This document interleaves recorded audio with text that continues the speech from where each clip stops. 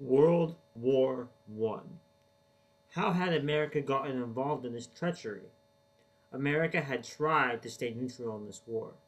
The U.S. was led by Woodrow Wilson. He had a dream of peace, and America was proud to be who they were at this time. So what had made them change their mind? How had America gotten involved in the Great War? Germany had declared unrestricted U-boat warfare on February 4th, 1915. They had been blockading Great Britain's imports and exports, as Great Britain had done to Germany. This had gotten America indirectly involved in the war. In order to bring in Great Britain's imports, America had tried multiple times to send merchant ships to Britain, only to be confronted with German U-boats. It all started on May 1st, 1915, when the Gulf fight was torpedoed by German submarines. This was the first of over 100 American ships damaged or sunk in World War I. In the midst of this, America had gotten angrier and angrier. They had begun attacking back to the Germans. On April 6, 1917, America had declared war on Germany.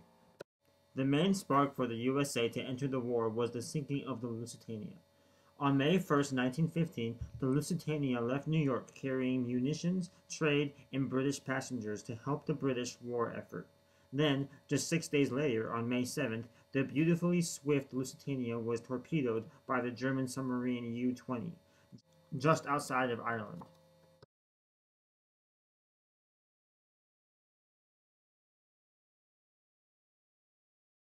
They wouldn't stop. The wrath was taken out on us, and for what? Pure evil. 1,153 persons drowned. 128 of them were Americans. It was treachery. Innocent lives were taken. The mood of America had forever changed. Now, due to all the drama, America felt as though they really needed peace. This led to Woodrow Wilson being re-elected as the President of the United States in March of 1916.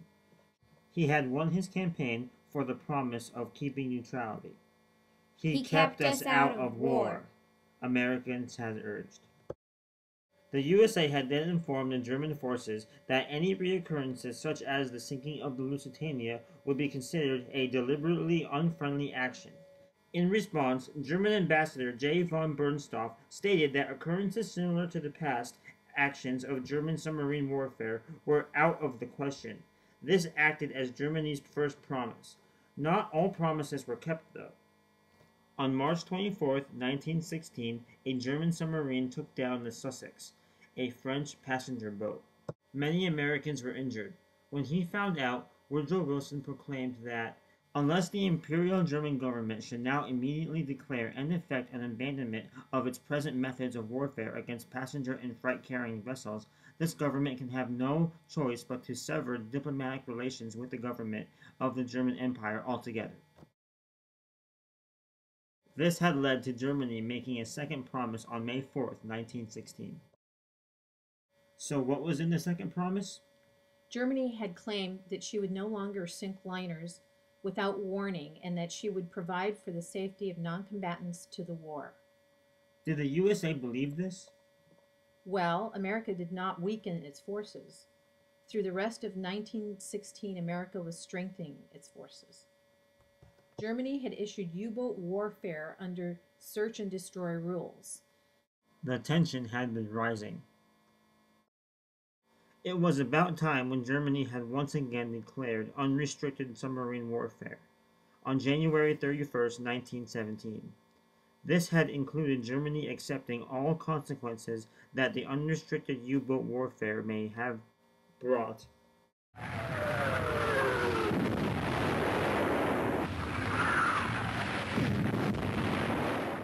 Then, on February 24th, 1917, Britain released the Zimmermann Note to the United States.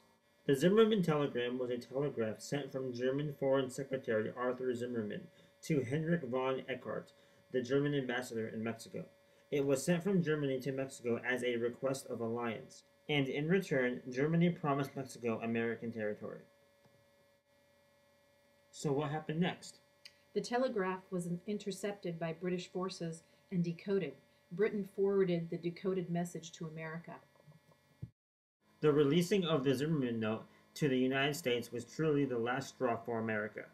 Starting on February 26, 1917, America armed their merchant or cargo ships with weaponry.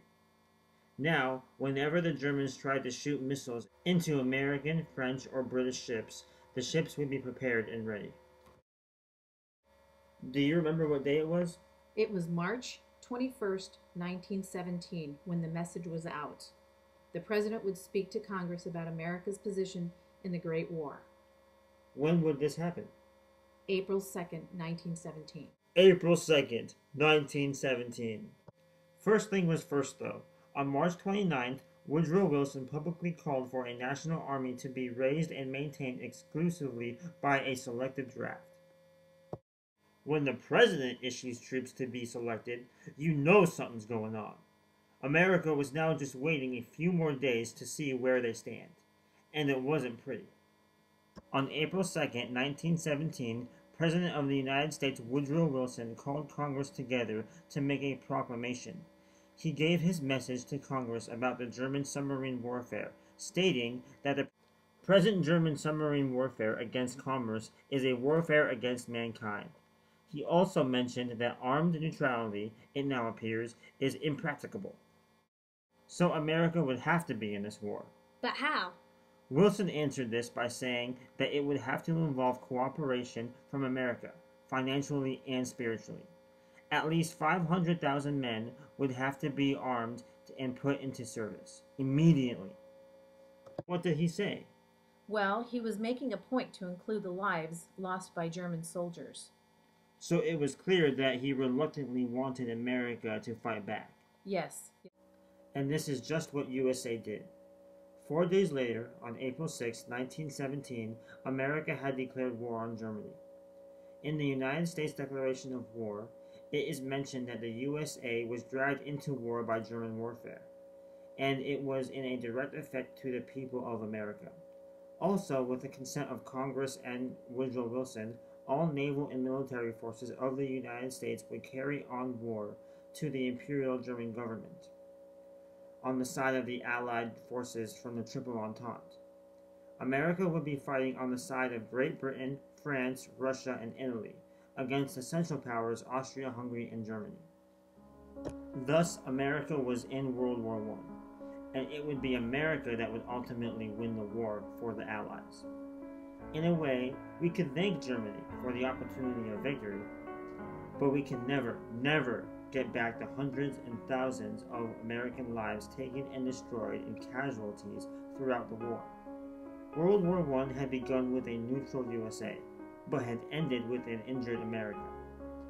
Peace was what we had wanted, but violence was what made us grow and come together in the toughest time imaginable.